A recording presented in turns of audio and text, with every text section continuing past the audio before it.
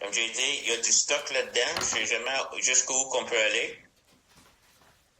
Mais et même dans qu'est-ce qu'on a parlé la semaine dernière, qui je pensais que c'était bien, mais il y a des choses encore que en tout cas, je trouve importantes.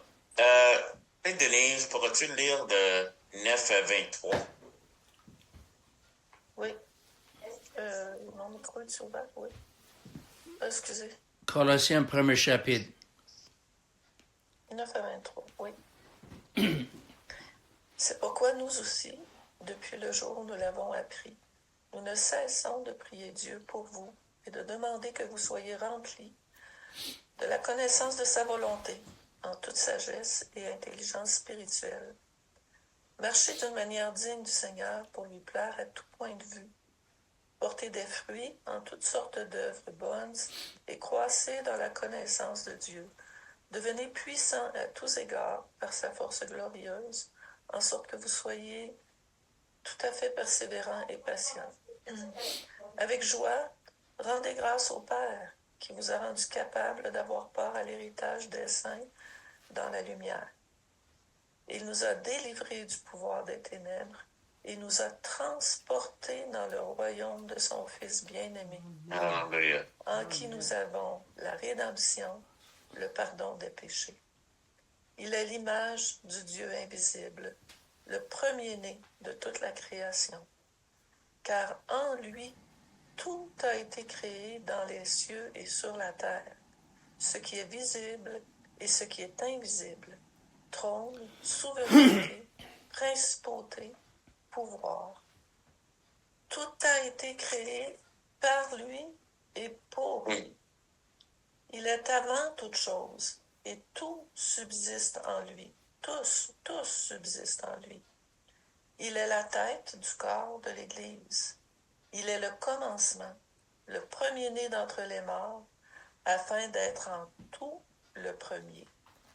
Car il a plu à Dieu de faire habiter en lui toute plénitude et de tout réconcilier avec lui-même, aussi bien ce qui est sur la terre que ce qui est dans les cieux, en faisant la paix par lui, par le sang de sa croix. Et vous, qui étiez autrefois étrangers et ennemis par vos pensées et par vos œuvres mauvaises, il vous a maintenant réconciliés par la mort dans le corps de sa chair, pour vous faire paraître devant lui saint, sans défaut et sans reproche. Si vraiment vous demeurez dans la foi, fondés et établis pour ne pas être emportés loin de l'espérance de l'Évangile que vous avez entendu, qui a été prêché à toute créature sous le ciel, et dont moi, Paul, je suis devenu le serviteur. Amen. Wow. Seigneur, merci. Merci, Seigneur. La grandeur, la profondeur, Seigneur, de tout ce que tu es, Seigneur, de qu'est-ce que tu as fait pour nous. On ne le comprend pas. Seigneur, c'est incroyable, Seigneur. Si tu n'auras pas révélé, si tu n'auras pas dit, on n'aurait jamais découvert, Seigneur, à quel point que tu nous aimes, qu'est-ce que tu as fait pour nous, et surtout, qui tu es. Qui es-tu que tu t'occupes de l'homme? On est d'accord avec ça, Seigneur. Ta grandeur, magnificence, et tu t'occupes de nous, de chacun de nous, et tu nous connais par nom. Tu comptes les cheveux sur notre tête, Seigneur. Incroyable. Incroyable. Seigneur, aide-nous à voir, Seigneur, ce que tu veux nous dire ce matin. Ce que tu es en train de dire à l'Église. Et Saint-Esprit, aide-moi, Seigneur, à diriger cette rencontre. Alléluia. La raison que j'ai demandé, on a un peu regardé 9, 10 et 11 semaine dernière. Je trouve qu'on a passé par-dessus parce que c'est tellement profond.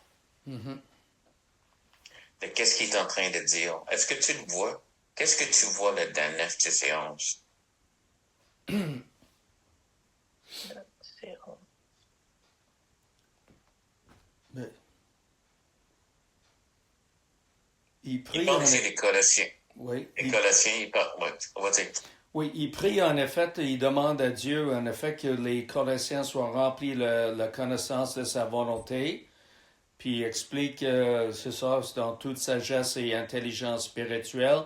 Ensuite, il donne la raison pourquoi, pour marcher de manière Amen. digne du Seigneur et lui être entièrement agréable.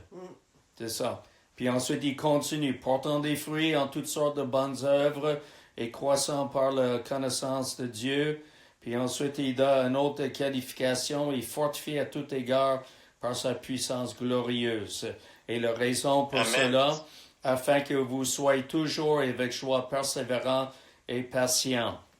Alors, Amen. c'est une chose, en effet, de remplir, en effet, de la connaissance à volonté, puis ça a une influence sur les autres choses qui suivent. Et c'est ça. Donc, une chose amène à l'autre. Une chose est en train de dire, et c'est tellement grand qu'est-ce qu'il est en train de dire, et pourquoi on veut. Parce que le pourquoi, souvent, on veut partager, on veut que tu connais, mais la raison de ça. La raison, c'est d'être fortifié à tous égards par la puissance glorieuse, en sorte que vous soyez toujours et avec joie, persévérant et patient. Non. Je suis pas là encore. Non. Toujours avec joie et patient. Mais souvent, le Seigneur me garde calme dans des situations qui sont dures. D'autres fois, je me laisse emporter. Mais je me suis vu dans différentes situations. Je me rappelle, comme jeune chrétien, j'étais devant quelqu'un qui était très agressif et il allait me sauter dessus. Et dans mon cœur, j'ai dit, OK, je n'allais pas me défendre. Et juste aux dernières minutes, j'ai juste changé d'idée puis il est parti. Mais il y avait un calme sur moi qui était surnaturel. Oui. Que juste, et je pense que j'aurais pu me défendre. Et je sentais juste, non, laisse un peu, c'est bizarre. Mon dos, ça va avec 14-14. Le Seigneur combattra pour toi. Oui. Tu sais? Amen. Il y a quelque chose quand l'Esprit de Dieu est en train d'agir en nous. Et j'ai d'autres fois que je sais que j'ai laissé trop sortir l'Esprit de Don au lieu de l'Esprit de Dieu. C'était pas les dons de Dieu, c'était le don de moi, en tout cas. Puis, les résultats étaient différents. Je n'ai jamais physiquement attaqué quelqu'un, mais verbalement, j'ai peut-être manqué de sagesse. Pas peut-être, j'ai manqué de sagesse, OK? Mais voici la grandeur de qu'est-ce qu'il veut faire pour nous. Et quand on lit de marcher d'une manière digne, Seigneur, lui être entièrement agréable. Il y a une histoire de quelqu'un qui je ne rappelle pas, mais c'est dans le mouvement protestant, que quelqu'un a demandé à quelqu'un d'autre, mais tu sais, il trouvait, mais écoute, tes affaires, puis marcher, puis dis-moi quelqu'un qui marche comme Jésus, tu sais, comme... Et le gars a dit, lui, il a mentionné un nom. Et c'est pas que le gars était Jésus, mais il est en train de marcher d'une manière digne de Christ. Et dans les yeux de ce gars-là, lui, il marche comme Christ. Ça se peut que le gars lui-même aurait dit, vraiment, je suis pas. Mais il y a quelque chose là. C'est que quand on suit le Seigneur, c'est remarqué. Oui. Nos réactions ne sont pas pareilles. On est différents. On est juste de faire les choses différemment. Et c'est possible et c'est selon la grâce de Dieu. Amen. Amen. Donc, fortifié à tous égards par sa puissance glorieuse.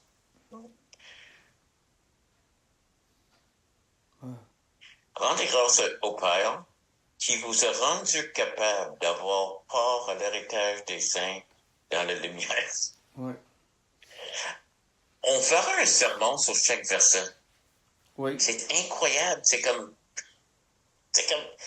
comment qu'on peut, on est là avec une pelle, puis on creuse, puis c'est juste diamant après diamant, après diamant, après. Rendez grâce au Père qui vous a rendu capable d'avoir part à l'héritage des saints dans la lumière, qui nous a délivrés. Vois-tu l'image de ça? Mm. Il est rentré, on est dans la noirceur, il nous a sortis. Il nous a transportés dans le royaume de lumière, mais qui est le royaume du Fils de son amour. Mhm. Oui. On n'est pas dans le même royaume. On a accepté Christ et nous a transportés. Non seulement nés de nouveau, mais changé de royaume, de pays, de place. Même la Bible dit qu'on est assis dans les lieux célestes. On a une nouvelle autorité. On a quelque chose. C'est juste au-dessus de tout nom qui se nomme, toute autorité. On est là en Christ. En qui nous avons la rédemption et la rémission des péchés. En qui? Glenn te dit, t'es venu saturer l'Éphésiens. En qui? En lui? Est-ce que c'est répété en Éphésiens? Oui. Qu'est-ce que ça dit? Ben oui, plusieurs fois. C'est ça. Oui. On a la rédemption. On a, toute chose à cause qu'il est en nous. T'sais. Les choses, si on a repris Éphésiens, c'est juste ça qu'on aurait répété, le premier chapitre. En lui, nous avons, en lui, nous avons, en lui. Parce que nous sommes en Christ. En qui nous avons rédemption et la rémission des péchés à cause de Christ. En lui. Il est en nous, nous sommes en lui. Nous sommes assis dans les lieux célestes avec Christ. On est en lui. Amen. Alléluia. Amen. Alléluia. Donc, Merci Seigneur. regardez, j'aimerais ça que Matthieu 22, 20. Guerlaine, peux-tu le lire? Matthieu 22, 20. Oui. Matthieu 22, verset 20, c'est ça? Oui. Ok.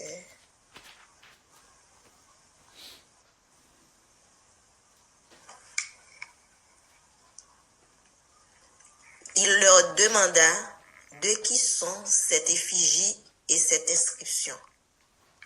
Amen. Les choses, c'est le même mot que l'image. OK? C'est souvent les traductions disent quelle image. Oui.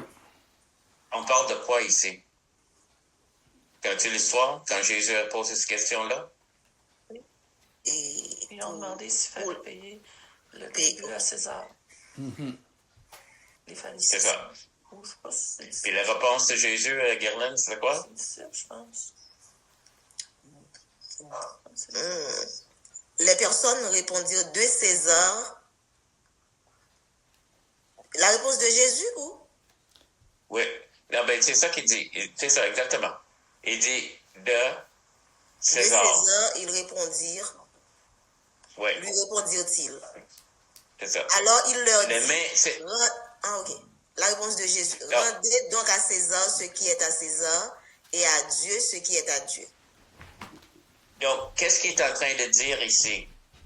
Il est l'image, c'est le même mot. Je regarde la pièce de monnaie et qui est-ce que je vois? C'est César. Je regarde Jésus. Qui est-ce que je vois? Dieu. C'est ça. C'est ça qu'il est en train de dire ici. Ça, c'est Dieu en personne. OK? Puis Matthieu 14, 8 et 9, c'est Philippe qui parle à Jésus. Il n'a pas besoin d'y aller, mais qu'est-ce que Philippe demande? Qui est-il? C'est quoi, c'est Matthieu quoi? Matthieu 14. 14, 8 et 9. Es-tu là, Glenn? Oui. Dis-le. À l'instigation de sa mère, elle dit, donne-moi ici Oups. Matthieu 14. OK. Excuse-moi, c'est Jean 14. OK. Bon. Sorry. Ça va. C'est ma faute. Donc, Jean 14, 8 et 9. Philippe lui dit, Seigneur, montre-nous le Père et cela nous suffit. Jésus lui dit, il y a si longtemps que je suis avec vous et que tu ne m'as pas connu, Philippe? Celui qui m'a vu a vu le Père. Comment dis-tu, montre-nous le Père? Ça, c'est Matthieu quoi? Non, Jean Jean. 14, Jean, excuse-moi, c'est Jean 14. 8 et 9. C'est parce que j'ai dit Jean, mais vous avez compris Matthieu. Pas vraiment. J'ai dit Matthieu. Donc, c'est ça qu'il est en train de dire ici. Regarde. Yeah. Regarde-moi. Mm. Si tu me regardes comme quand tu regardes les pièces de monnaie, tu vois César. Regarde-moi, tu vois Dieu. Ouais. Je suis l'image. Il est l'image. Il est l'image de Dieu. Et c'est tellement répété. Hébreux 1.3. Oui. Margie, excuse-moi, j'aurais dû le lire. Mais ça me fait penser les premiers 3 versets de Hébreux, ça. Oui. Oui. Wow. Le Fils est le reflet de sa gloire et l'empreinte de sa personne, et il soutient toutes choses par sa parole puissante. Il a fait la purification des péchés et s'est assis à la droite de la majesté divine dans les lieux célestes. Amen. Donc, il est, la première chose, Le reflet, le reflet. Le reflet et l'empreinte de sa L'empreinte. Oui. puis l'empreinte, là, c'est un mold. C'est quelque chose qui fait que tu es en train de faire des... Une moule. Une moule, c'est ça, merci. Donc, tu es en train de faire quelque chose, c'est toujours le même. C'est ça. Voici le moule. Mais j'aime le mot reflet ici qui est vraiment plus profond que ça.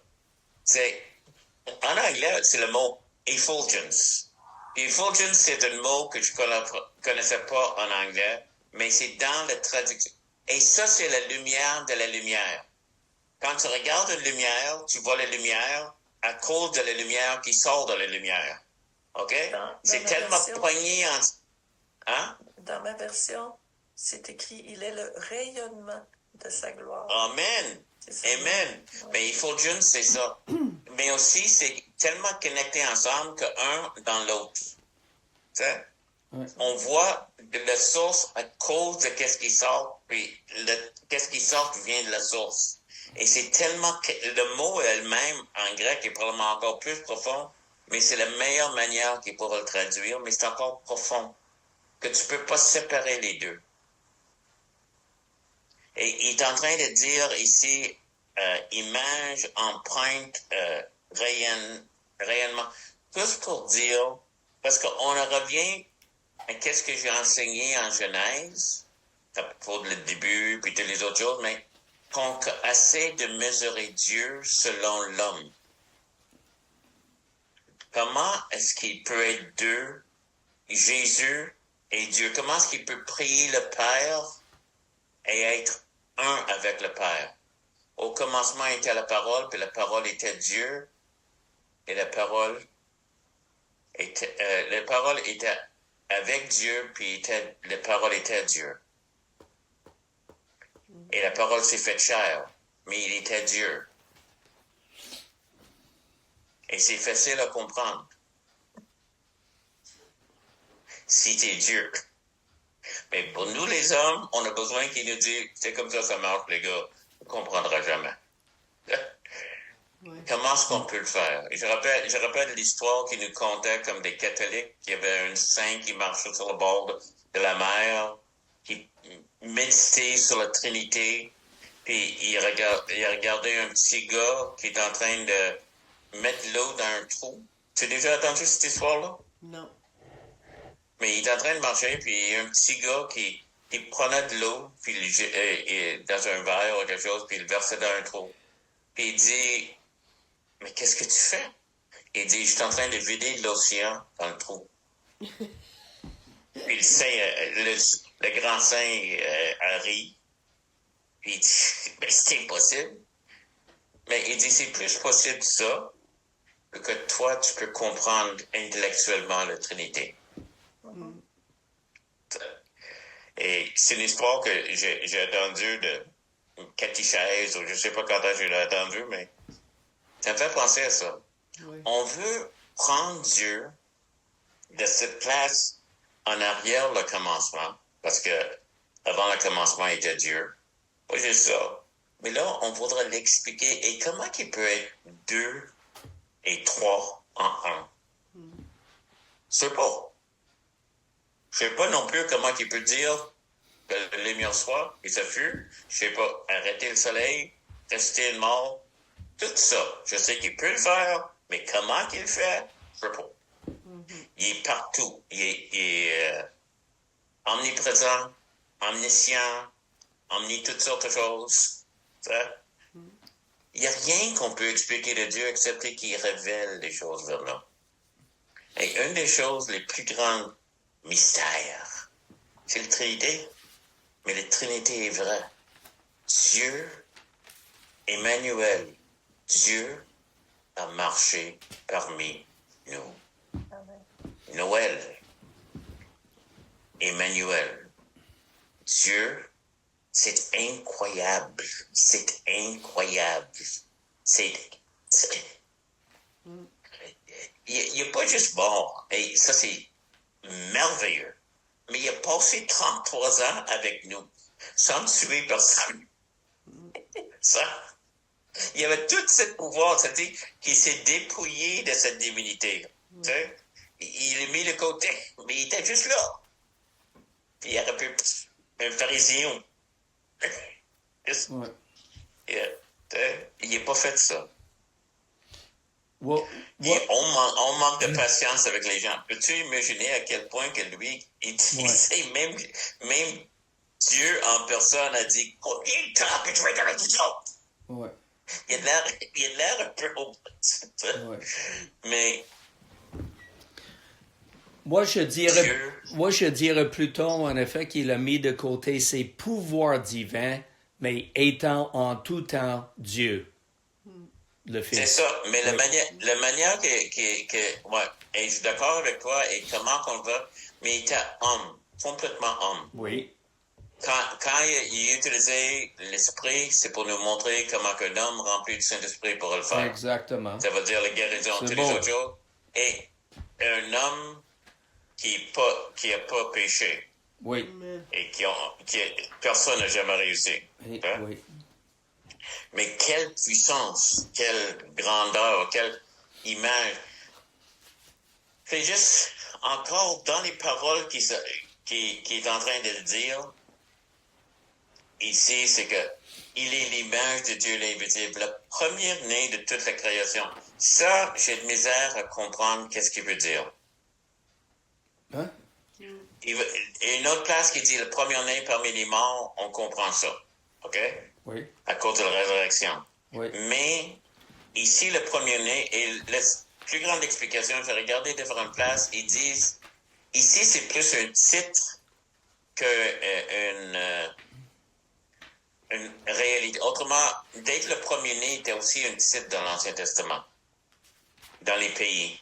Il était le premier-né. Et souvent, c'était le premier-né.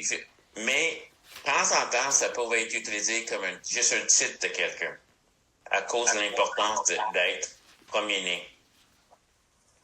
Donc, c'est juste ça que je peux dire. Oui. Peut-être c'est juste un titre. Mais peut-être on peut voir ça comme Ça dit, au commencement, Dieu créa les cieux et la terre. Mais Dieu a toujours été. Il a toujours été. Il était là, puis à un moment donné, il y a un commencement, comme tu disais, puis il a créé des choses tangibles. Mais Jésus était là avant avec Dieu.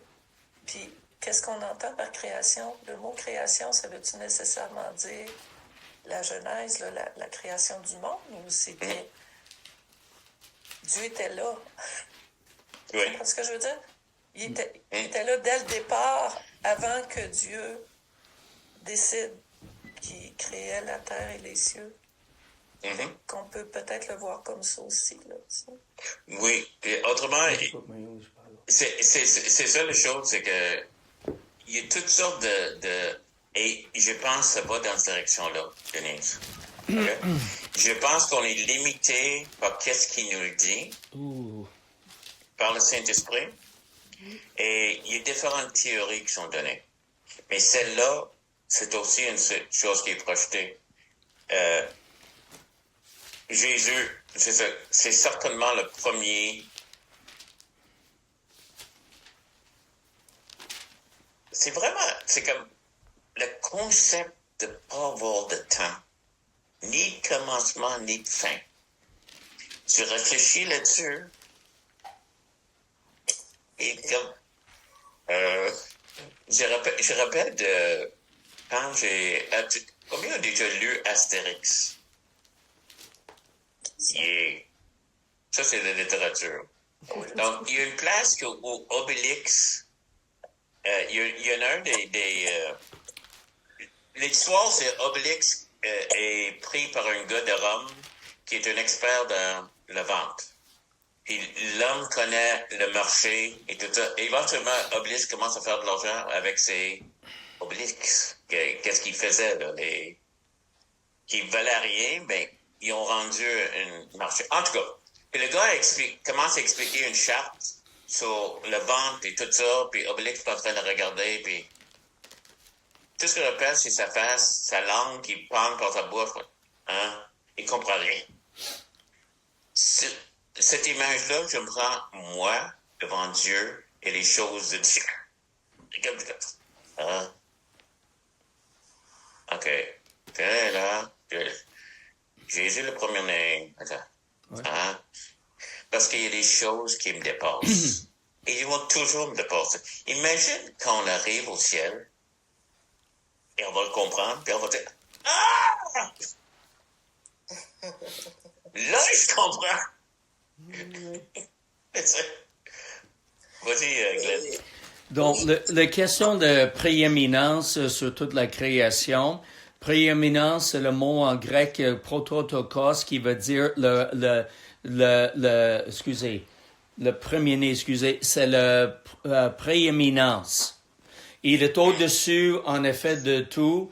C'est ça, celui, en effet, c'est pas lui qui a été créé, là. Il est celui qui est au-dessus de tout, là. Et on voit ça dans Psaume 89, verset 28 en français, qui dit « Et moi, je ferai de lui le premier-né, le plus élevé des rois de la terre. » Donc, il est le plus élevé, c'est ça que le mot en grec signifie, il est plus élevé que sa création. Il a la prééminence, en effet, sur sa création. Oui, voilà. C'est ça, c'est une titre. C'est plus qu'une chose, mais c'est une titre qui il est. Le premier-né, c'est pas dans ça. Quand tu dis une prééminence, mais c'est une titre qui est donnée sur lui. C'est ça. Ouais. Mais, c'est ça. Garline, elle lève le doigt. Oui, vas-y, Garline. Oui, et ce que je voulais dire, je voulais parler de Jean 1er, en parlant de Jésus, on l'a défini comme la parole. Est-ce que c'est pas exactement ça? Au commencement était la parole, et la parole était avec Dieu, et la parole était Dieu. Amen. Oui, c'est ça, exactement. Exactement. Et c'est ça qu'on est en train de parler, mais aussi c'est le mystère de la Trinité qui nous dépasse, qui est supposé nous dépasser, mais c'est réel. C'est même si, et il est en train d'essayer encore de plus en plus, car en lui ont été créées toutes les choses qui sont dans les cieux et sur la terre, les visibles et invisibles. Qu'est-ce que tu penses que ça veut dire, ça? Allez-y, Denise. Les choses invisibles, on parle, moi, je vois ça comme les anges, tous les êtres célestes, voilà. Et démoniaques. C'est ça. Oui, C'est les êtres célestes. Autrement, il est en train de dire ici, il y a un monde réel qu'on ne voit pas. Oui. Et le monde, mais ce monde-là est réel, aussi réel que le reste de la création. Des fois, on en parle, c'est comme c'est pas... En tout cas, les gens ont une idée comme si c'est pas aussi réel que qu'est-ce qu'on peut toucher. Mais ici, c'est créer toutes choses qui sont dans les cieux, sur la terre, visibles et invisibles. Trône, dignité, domination, autorité. Tout a été créé par lui. Et j'aime ça. Pour lui. Oui.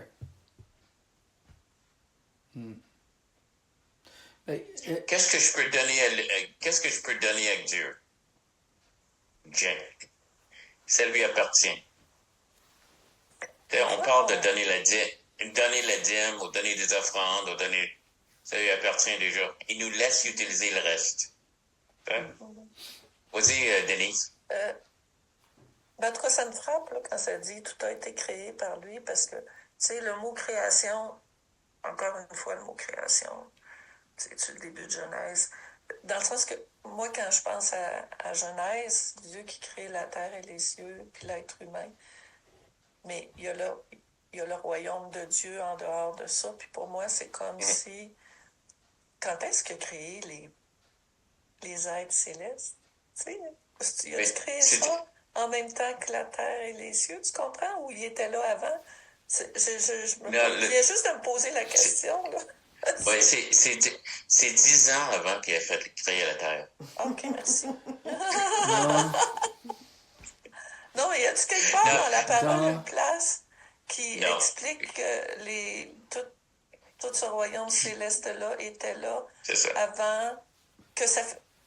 Dieu était là, mais il y avait-tu aussi les êtres célestes? C'est ça, donc 10 ans avant la terre, OK. Il n'y a rien dans la parole qui en parle, OK. Non, mais... Vas-y... J'allais simplement dire c'était dans l'éternité passée. Oui. Parce que nous sommes limités par le temps. Dieu est au-dessus du temps. Et dans l'éternité passée, avant qu'il ait commencé, c'est ça le temps, il a créé en effet les anges. Même ceux qui sont devenus déchus, il était là, il a tout créé. Et l'univers au complet. OK, où est-ce que je pense que la question de Denise, c'est que quand, au commencement, Dieu a créé, est-ce que c'est là que Dieu a créé le ciel et les autres choses, comme les anges? Est-ce que c'était fait en même temps que la création ou avant? C'est ça. Et c'est juste ça la question. Et je crois, comme tu dis, Glenn, moi je crois qu'il existait avant. Il y avait le ciel. Autrement, qu'est-ce qui est en arrière? Pour moi, on va dans le temps, on arrête. Au commencement, il n'y a plus rien. Pour nous. Si l'autre côté de le commencement, c'est le ciel, Dieu, les anges, et Dieu a créé ça aussi. Ça veut dire... Si Dieu a créé le ciel et les anges, qu'est-ce que ça veut dire quand on mesure le temps? Pour eux. OK, il y avait un commencement pour eux aussi. Mais la définition pour moi, au commencement, c'est au commencement du temps que Dieu créa les cieux et la terre. Oui.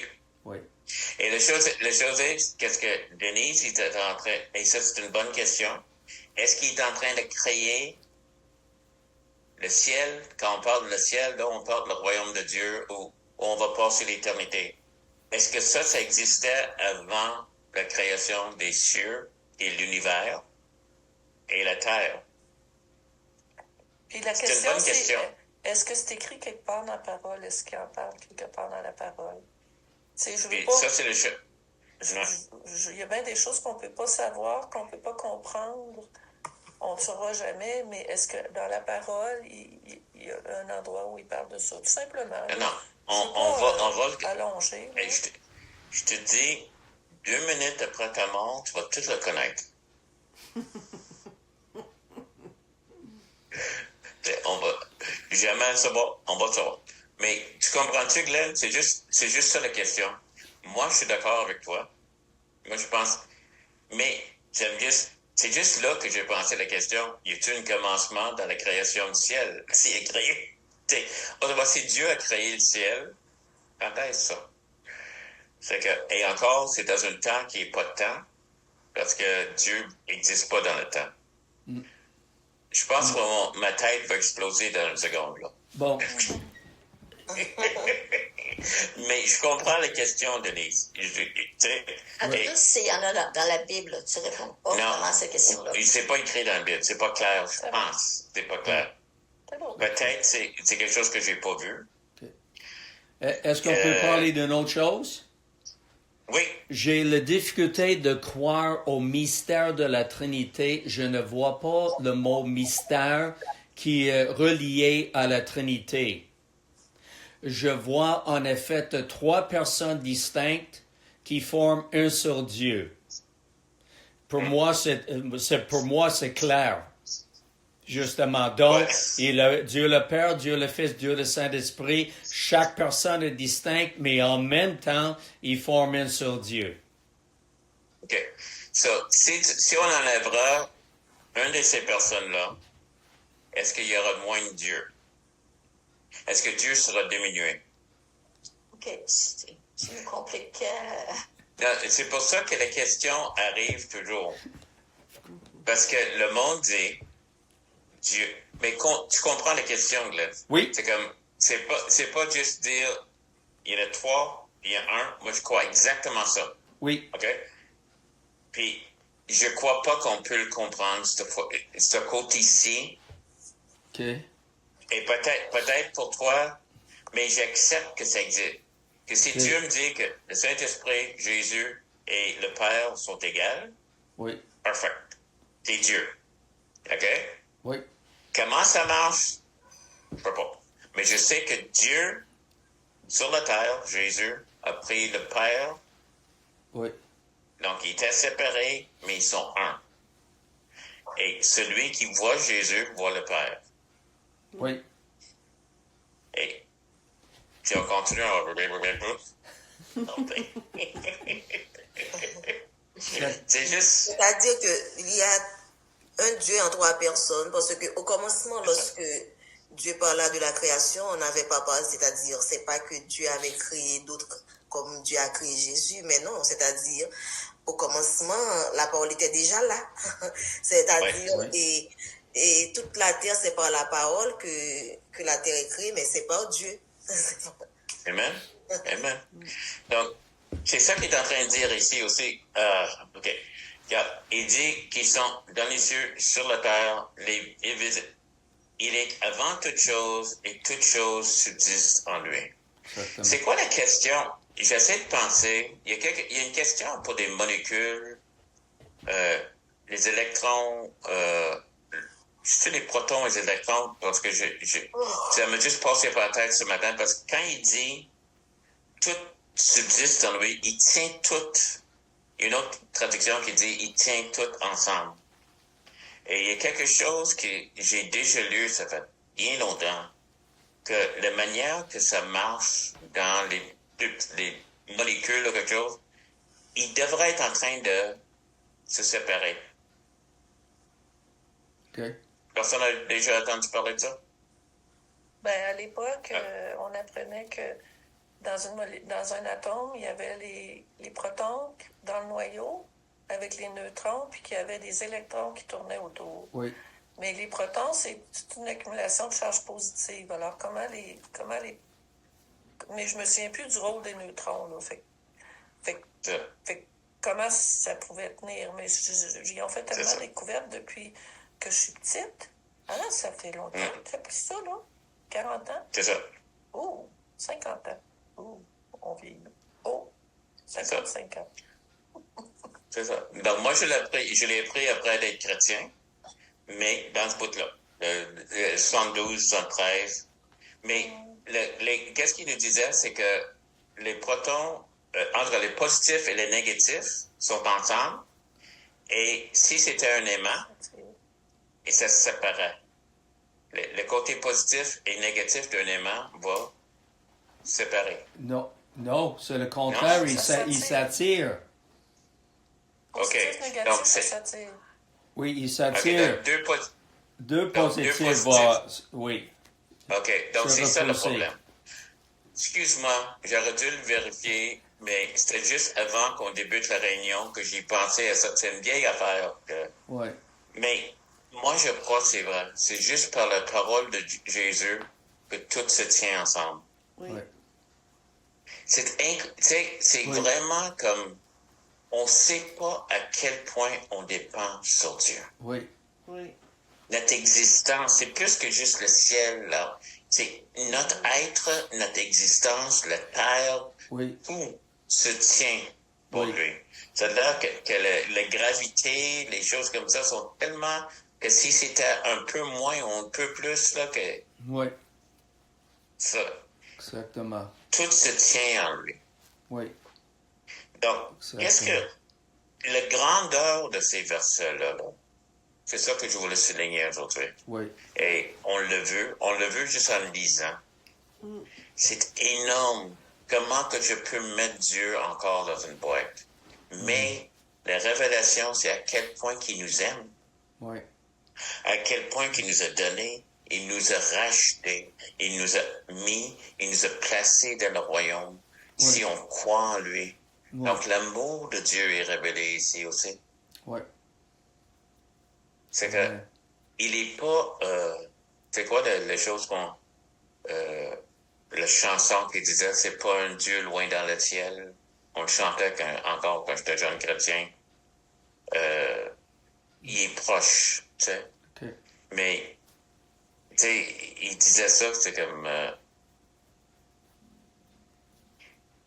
il est proche de nous, mais il est incompréhensible par nous, complètement.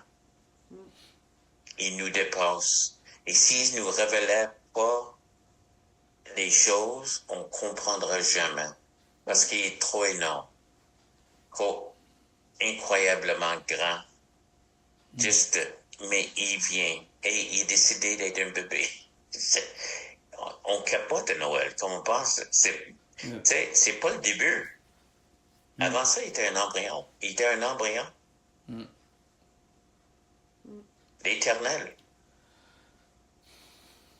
En tout cas, toutes ces choses-là, ça parle de l'amour de Dieu, à quel point il nous aime, à quel point il est de notre côté, maintenant qu'il est avec nous, qu'on est, tu sais, à combien plus est-ce qu'il fera pour nous. Ouais. Et il veut qu'on marche d'une manière qu'on croit là-dedans, qui va affecter, qui va être un exemple pour les gens autour de nous. Ouais. Je suis pas fini, c'est comme, j'ai encore d'autres. C'est comme je dis, chaque verset devrait être un sermon. Mais c'est tellement profond. Et aussi, c'est qu'on voit le Saint-Esprit ici, juste dans qu'est-ce qu'il est en train de... Ça sort de Paul. Ouais. C'est vraiment l'action, le prophétique, la grandeur. C'est que... Ouais. Amen. Puis la création, c'est pour lui. Pour lui. Wow, merci Glenn. Oui. Quand je lisais ça, c'est comme... Il y a des moments que je le lis, et c'est... Comme ça me frappe de... Et je sais que je le lis depuis longtemps, et je sais... C'est juste qu'il y a certaines choses, chaque fois que je le lis, ça me frappe. Mais c'est encore plus là qu'on l'étudie. Pour lui. Oui. T'sais, l'ennemi essaie de voler qu'est-ce qui est à lui. Oui, Et c'est pour ça qu'il veut le détruire. oui. La manière qu'il prend des choses, si on parlait tantôt, là, il parle quelque chose qui est tellement positif et bon, il tente. Oui.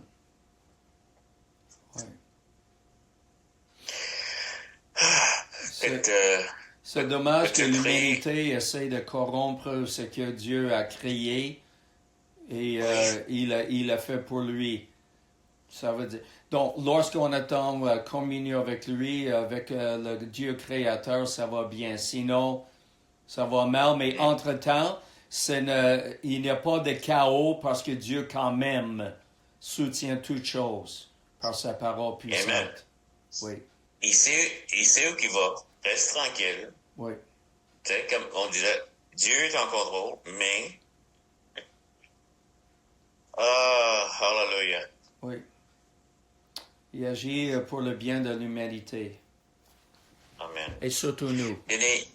Denise, voudrais-tu prier puis demander au Seigneur de faire quelque chose avec tout ça parce qu'on n'est pas fini. Amen. Encore une fois, Père, merci pour ta parole. Merci d'avoir révélé ces choses, Seigneur, à ton apôtre. Amen. Qu'on puisse relire et méditer sur ta grandeur, sur tout ça, Seigneur. Merci parce que tu nous as transportés dans le royaume de ton Fils, Seigneur. Oui, Jésus. Citadin de ce royaume, tu nous appelles tes enfants. Merci, Seigneur, pour tout ça, Seigneur. Cette œuvre transformatrice, Seigneur, dans nos vies. Merci pour le rachat par ton Fils, Seigneur. Oui, Jésus. Merci qu'on puisse prendre part à son héritage, à l'héritage des saints, Seigneur. Qu'on puisse se laisser transformer sous ta main, Seigneur. Puis qu'on puisse, Seigneur, être toujours plus sensible à ton Esprit Saint, Seigneur, qui nous parle, qui nous guide sur ton chemin de vie, qui est un chemin de bénédiction, un chemin de richesse, Seigneur, qui nous transforme, Seigneur. Merci. Merci. Merci pour tout ce que tu fais pour nous. Oui. On ne peut pas réaliser, on ne peut pas comprendre, mais fais en sorte qu'on se rapproche, Père, toujours plus de toi. Seigneur, fais grandir, Seigneur, notre soif de toi, notre soif de ta parole. Oui. Révèle-toi toujours plus, Seigneur, à nous. Puis merci pour ton œuvre dans nos vies, mais pour ton action quotidienne dans nos vies. Je te prie, Père, de bénir notre semaine, chacun de nous, Seigneur. Je te remercie pour tout ce que tu accomplis pour nous à chaque jour. Que ton nom soit élevé, que ton nom soit glorifié, Père. Merci encore une fois pour ce temps qu'on a eu tous ensemble pour partager ta parole. On te rend gloire. On ne peut pas faire autre chose, Seigneur, que encore et encore te dire merci, Seigneur. Ton amour si grand. Hallelujah. Amen. Amen. Amen.